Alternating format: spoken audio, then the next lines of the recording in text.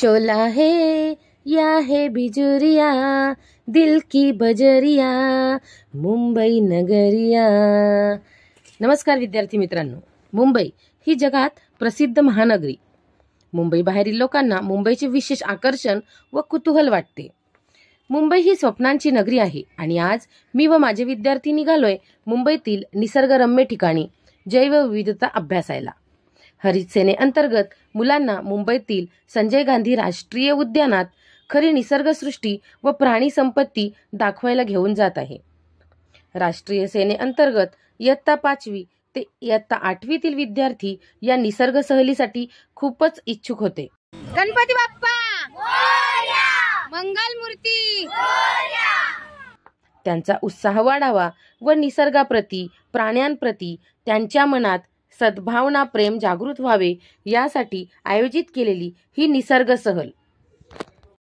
काल परवाच एका कवीची सुंदर निसर्ग कविता मी ऐकली। कवीचे नाव माहिती नाही, परंतु कविता ऐकल्यावर खरंच मी भारावून गेली आणि ती इथे प्रस्तुत करायची इच्छा माझी झाली। किती फुलांवर हक्क सांगतात जन्मदाती झाडं, आणि वाहता वारा वसूल करतो का दर महिन्याचं भाडं। लिटरभर पाण्याचा काय भाव सांगते नदी, आणि किती ॲडव्हान्स मागतात ढग पाऊस पाडण्याआधी। कापताना तो बुंधा झाडाचा तो घामाघूम झाला, ये बस माझ्या सावलीत झाडातूनच आवाज आला। प्रकाश दिला म्हणून सूर्य लाईट बिल धाडतो का, आणि कधी रविवारी सुट्टी टाकून जगात अंधार पाडतो का। पहा विद्यार्थी मित्रांनो, हाच तो निसर्ग सर्वांना फक्त देत राहतो आणि आपण मात्र निसर्गाची हानी करतो। याचेच ज्ञान देण्यासाठी, निसर्ग जपण्यासाठी आणि निसर्गाचे संवर्धन करण्यासाठी मी विद्यार्थ्यांना या राष्ट्रीय उद्यानात खरं तर घेऊन जात आहे। चला आपण त्यांच्या चेहऱ्यावरचा निखळ आनंद पाहूयात।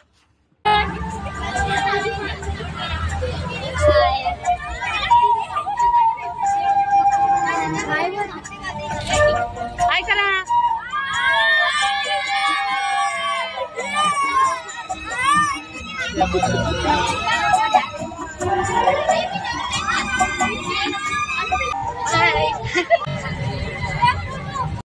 सर्वप्रथम आम्ही गेलो कान्हेरी लेण्या पाहायला।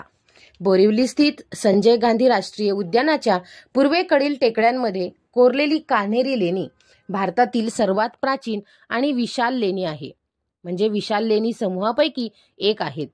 कान्हेरी नावाची उत्पत्ती प्राकृत भाषेतील कन्नगिरी वरून झाली आहे, ज्याचा उल्लेख सातवाहन राजा वसिष्ठीपुत्र पुलुआमी यांच्या नाशिक येथील शिलालेखात आलेला आहे। संस्कृत भाषेत कान्हेरीचा उल्लेख कृष्णगिरी असा येतो, ज्याचा शब्दचा अर्थ म्हणजे काळा पर्वत आहे। परदेशी प्रवासांच्या प्रवास वर्णनात देखील कान्हेरीचा अनेकदा उल्लेख येतो। या लेण्यांचा विकास इसवी सन 2ऱ्या शतकापासून ते 11व्या शतकांपर्यंत झालेला दिसतो। त्यावरून लेणी स्थापत्यांच्या विकासाबद्दल माहिती मिळते। येथे बौद्ध धर्मातील अनेक संप्रदाय एकत्र नांदत होते। त्यातील महासांगिक, चेतिया, उपार शैलीय, भद्रवणीय, धर्मोत्तरीय, सद्धर्म पुंडरीक आणि वज्रयान हे प्रमुख आहेत। बौद्ध धर्मातील हीनयान आणि महायान कालखंडात विकसित मूर्तिकला, स्थापत्य तसेच तत्कालीन समाजजीवन यांची माहिती येथील शिलालेखातून आपल्याला मिळते। येथे 110 लेणी झऱ्यांच्या दोन्ही बाजूस वेगवेगळ्या टेकड्यांमध्ये सुमारे अर्धा किलोमीटरच्या परिक्षेत्रात कोरलेली आहेत। त्यात भिक्षूंच्या पूजा अर्चनेसाठी चैत्यगृह आणि राहण्यासाठी विहार निर्मिलेले आहेत। चैत्यगृहाच्या रचनेमध्ये गर्भगृह, स्तंभयुक्त व्हरांडा आणि दगडी पायऱ्यांनी जोडलेले अंगण अशी संरचना आढळते। व्हरांड्यात एका किंवा दोन्ही बाजूस जलकुंड खोदलेले दिसतात। विविध आकाराच्या विहारांमध्ये सामान्यतः भिंतींमध्ये कोरलेले बाक असलेल्या छोट्या खोल्या, स्तंभयुक्त व्हरांडा आणि अंगण अशी संरचना आपल्याला आढळते। काही ठिकाणी व्हरांड्यातही बसण्यासाठी दगडी बाक कोरलेले आहेत। कान्हेरी येथील लेणी क्रमांक 3, 11, 34, 41, 67 आणि 87 आणि 90 या विशेष महत्त्वपूर्ण आहेत। या लेण्यामधील स्तंभ जाळीदार खिडक्या आणि शिल्पकला उल्लेखनीय आहेत। बौद्ध धर्माच्या प्रारंभिक काळात बुद्ध प्रतिमा मानवी रूपात न दर्शवता बुद्धपाद, स्तूप, बोधिवृक्ष अशा प्रतिकात्मक रूपात दाखवलेल्या असतात। मात्र नंतर महायान कालखंडात बुद्ध प्रतिमांचे विविध स्वरूपात चित्रण केलेले आढळते. बुद्धांच्या मुख्य प्रतिमा स्थानक बुद्ध, मानुषी बुद्ध, अवताकितेश्वर आणि तारा यांचा सह कोरलेला आहेत.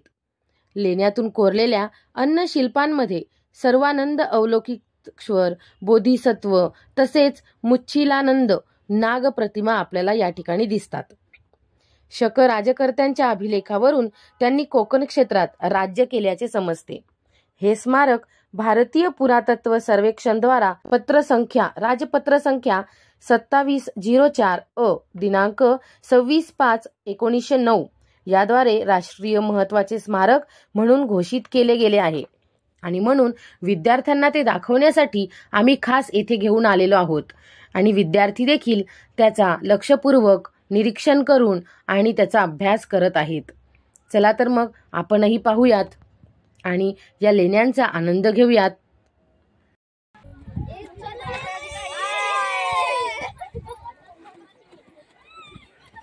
मुंबईतल्या टोलेजंग इमारतीत इथून दिसत आहेत. जागोजागी सूचना फलक आहेत. लेणीची माहिती.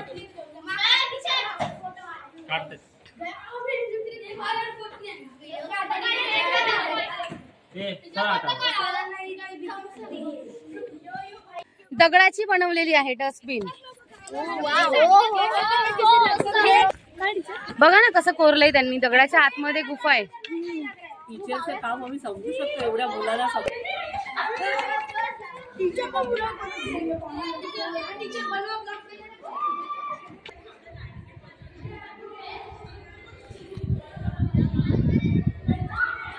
इथून आम्ही आलोय. सुंदर असा हा कोरीव लेण्यांचा संग्रह आहे.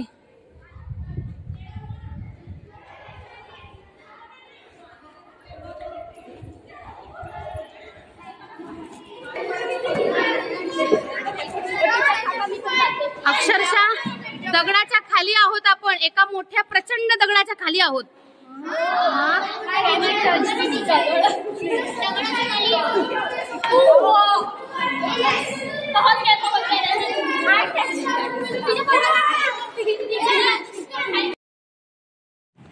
सुंदर अशा कोरीव लेण्यांचा अभ्यास व निरीक्षण करून विद्यार्थी निघाले आता परतीच्या प्रवासाला. या लेण्यांचा अभ्यास केल्यानंतर आता विद्यार्थी जाणार आहेत टायगर सफारीला. चला तर मग आपणही जाऊया, टायगर सफारी करूया आणि मुलांच्या ज्ञानासोबत आपणही आपलं ज्ञान वृद्धिंगत करूया. धन्यवाद.